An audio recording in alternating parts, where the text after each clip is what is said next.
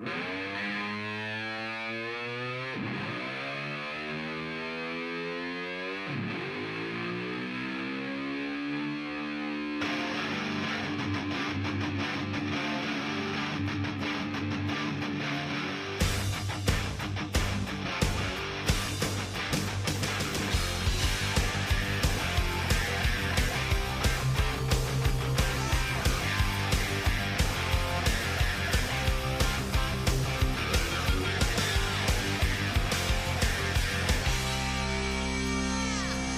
everybody, welcome back. March 23rd, National Melba Toast Day.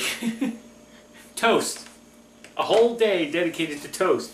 And Melba toast on top of it.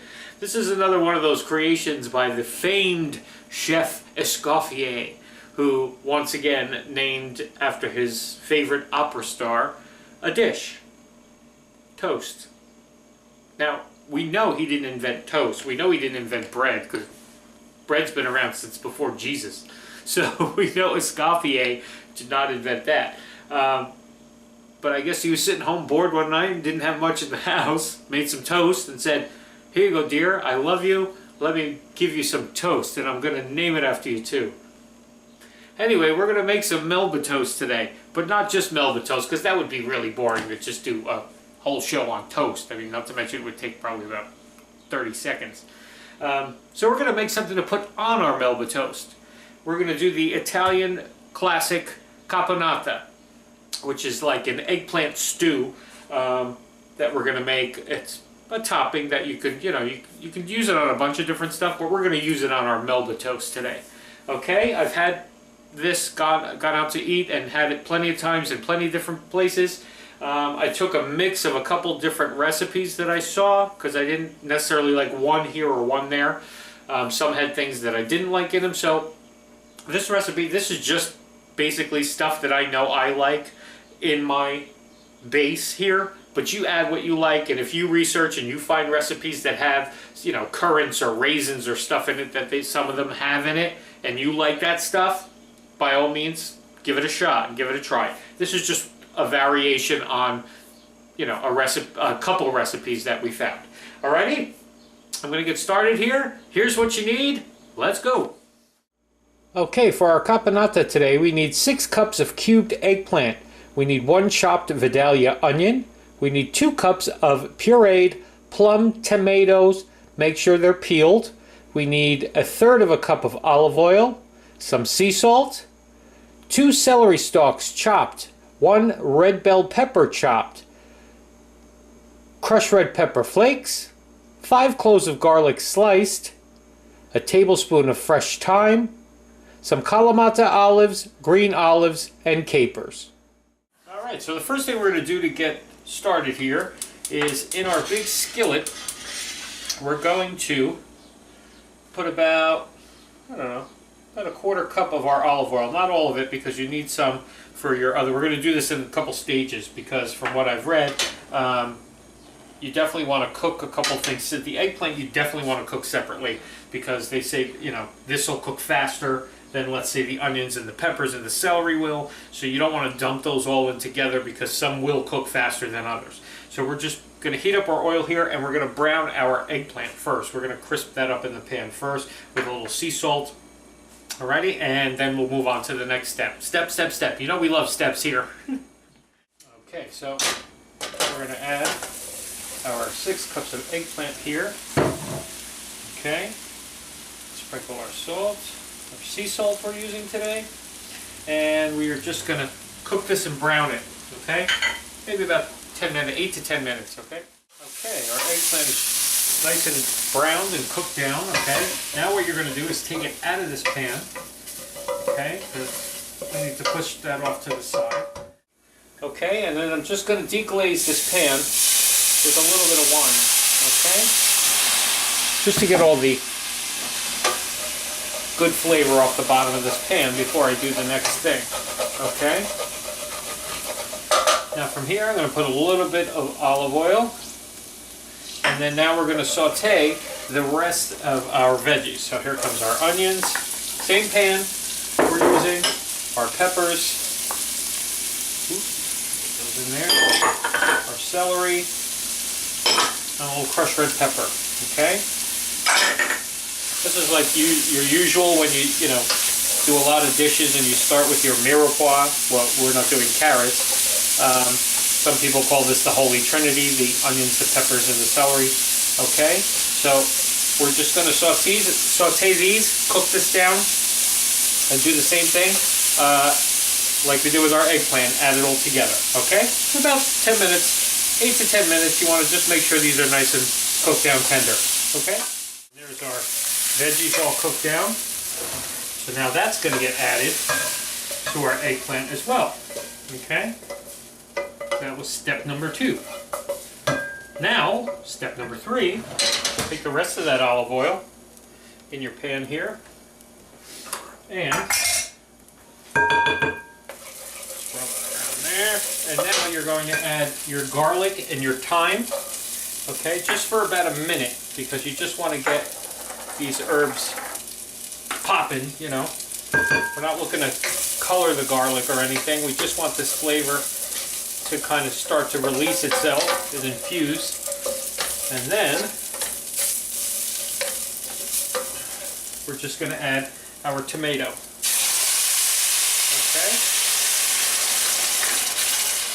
What a splattering that made. Okay. So now there's our tomato mixture. We're just going to turn this down on medium heat, and we're going to let this simmer for about 10 minutes or so. Okay, we really want this flavor to kind of kick in here.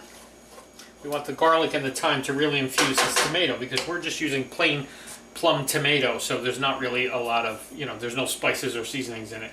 Alrighty, so we'll let this simmer for about 10 minutes or so, and then we'll be back. Next step, step 4 out of I don't know how many. And then after it's been simmering for a bit, we're going to add our olives, our Kalamata olives, and our green olives, okay, and our capers, and we're also going to stir in a little balsamic vinegar. Okay?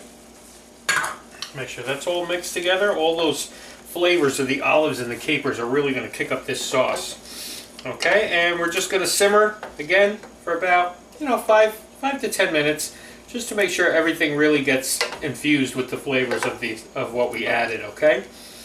Alrighty. I think we only have one more step. I think we just have to add this to that, and we're done. But we'll see. We got to taste it too. Make sure we need salt, pepper, whatever we need. So it's a way to jazz up that Melba toast. See you in a little bit. Alrighty. So that's been cooking down. Now we're just going to add our mixture here back into it, just to reheat it and stir in all that stuff. Alright, there you go. We're all done. There's our caponata. Oh, I can't wait to try this.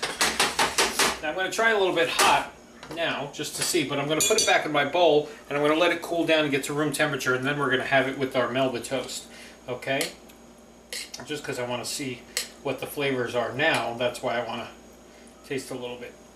See if we need any salt or pepper, but I don't think so.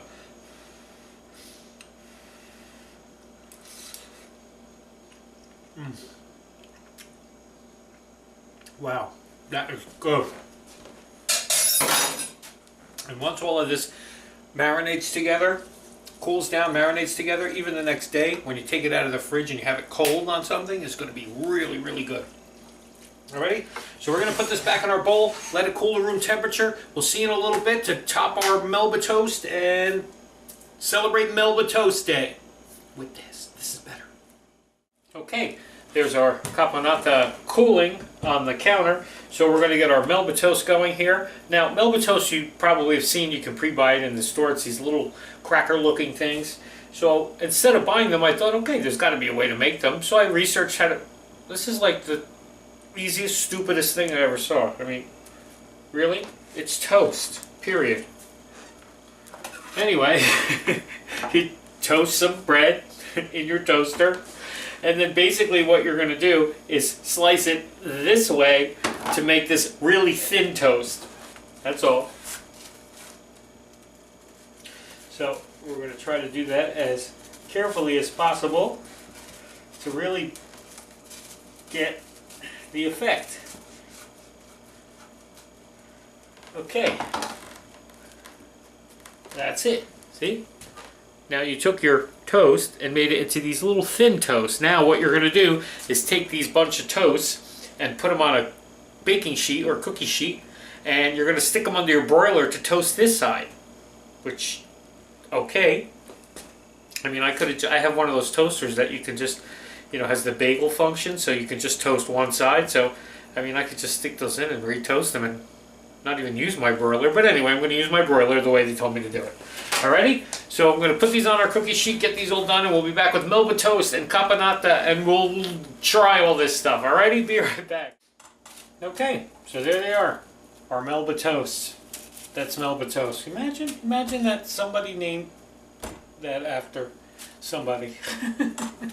So what you're going to do is you can cut the crusts off if you want. If you like a, you know, if you're doing like a nice dressy kind of plate, you can cut these off. Okay. Probably should have did that beforehand because it gets very crusty and very easy to break.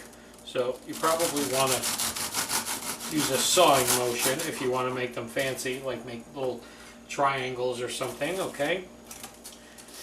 You live and learn for next time. See, here we thought Melba toast was so easy. It's not too easy to cut after you toast it. But anyway, we'll get a couple nice pieces just for a plate presentation, maybe. It's kind of breaking up on me here. Alright, anyway. We got one nice triangle. Next time we know, we'll cut the bread first. Before we do the second half. Cut it after you toast it and slice it in half. That's when you cut it. And then before you broil it, cut it into shapes or whatever you want to do. Because obviously it gets very cracker-like. Okay? Let me just top this with our caponade. And let's give it a try. Look at that. Look how beautiful that is, huh? Mmm. That is so good. And I'm not talking about the Melba toast. Even though it is Melba toast day. It does really go well, though, with the caponade. The Melba toast. Because it gives you just that little bit of crunch. Mmm. I like that a lot.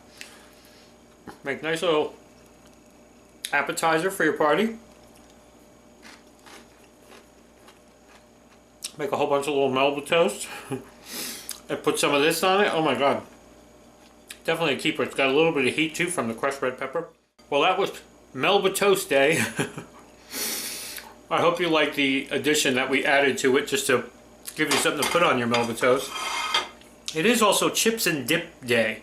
We could have went that route, but we've been doing tortilla chips a couple times now and everything else, and I didn't feel like doing chips and dip when we did potato chips already and all that stuff. Alrighty, so celebrate chips and dip if you want with a can of Pringles and some sour cream and onion dip, or make a nice big bowl of caponata, put it in your fridge after it cools down, and man, you're going to enjoy this for a couple days. Okay, it's good, just as good cold as it is warm. Alrighty, see you tomorrow, everybody.